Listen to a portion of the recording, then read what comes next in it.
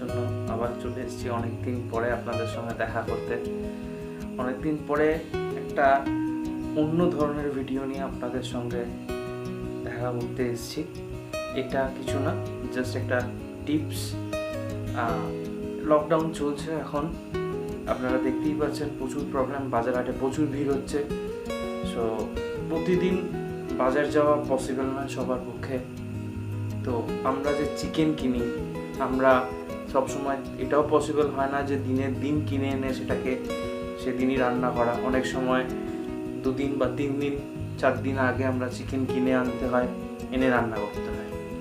তো সবাই একটা কমন প্রবলেম যেটা ফেস করে সেটা হচ্ছে, আমরা যে ফ্রিজে স্টোর করি চিকেনটা, যদি 3 দিন বা 2 দিনই যদি ধরি, 2 দিন পরেই যদি রান্না করি, তাহলে চিকেনের যে টেস্টটা হয়, অরিজিনাল টেস্টটা একটু আলাদা হয়ে যায়, একটু চেঞ্জ হয়ে যায়।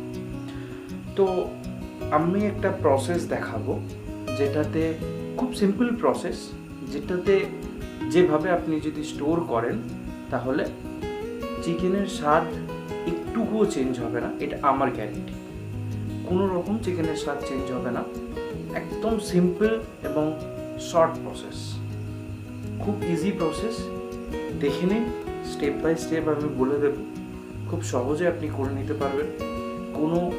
এমন কোনো রকেট সায়েন্স ইউজ করেনি, খুব সহজ পদ্ধতি। এভাবে স্টোর করুন, কোনো প্রবলেম হবে না। আপনি ইজিলি 1 উইক অবধি উইদাউট এনি টেস্ট চেঞ্জ আপনি এটাকে স্টোর করতে পারবেন।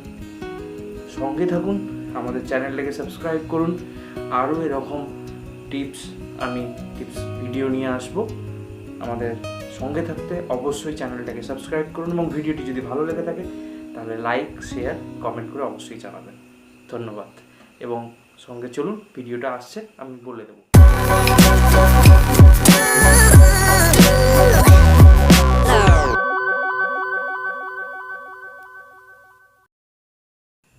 আমরা একটা বাটিতে জল ঝরিয়ে ধুয়ে রাখা 500 গ্রাম মাংস নিয়ে নিলাম। তারপরে সেই মাংসতে 1.5 চামচ হলুদ গুঁড়ো মিশিয়ে দেব। তারপরে একটা আগে থেকে কেটে রাখা লেবু আধখানা ভালো করে নিংড়ে রস এর সাথে মিশিয়ে দেব। মাংসটা অবশ্যই মনে করে আগে ভালো করে জল ঝরিয়ে রাখবেন। তারপর সেটাকে ভালো করে মিশিয়ে নেব।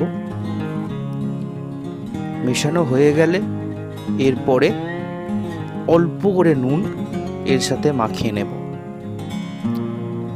একটা জিনিস মাথায় রাখবেন, রান্না করার সময় বেশি করে নুন দেবেন না, কারণ আমরা আগে থেকেই নুন মাখিয়ে রাখছি।